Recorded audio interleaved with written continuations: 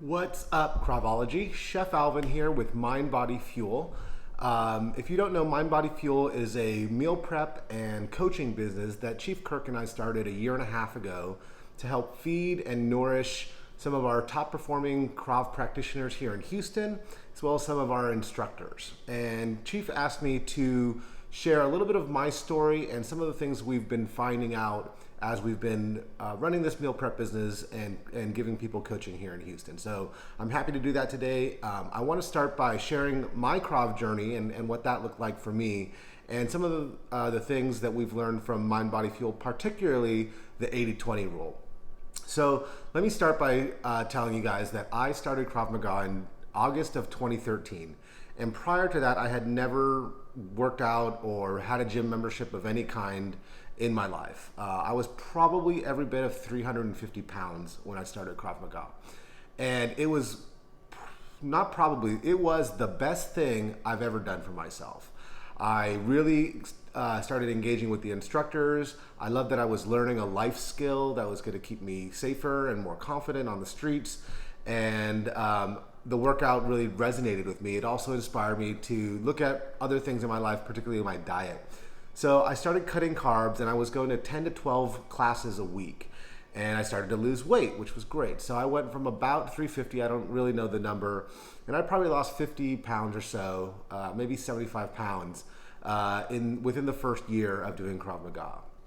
And I plateaued there. My skills in Krav were going up, but my weight had definitely flatlined, and I thought that 275 was the lowest I was ever going to be. I thought that was what skinny Alvin was like. And I got a little more complacent with the diet. I started incorporating cheat days, and then those turned into cheat weeks, cheat months. So the weight crept up, but the skills were also going up, so I still felt good about Krav. Now, fast forward to last year, Chief asked me to start feeding some of our folks here in Houston that were training for this Crucible event.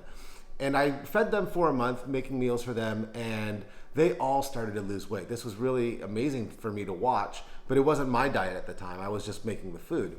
And so a month into this, I started to say, why don't I try this food out? And it was good. And the weight started to come back off. I was 316 pounds the day that I started eating keto. And the weight shed off, and I was down to my lowest Krav weight, that 275 number, thereabouts. And then the weight kept going off, and I was like, what is happening?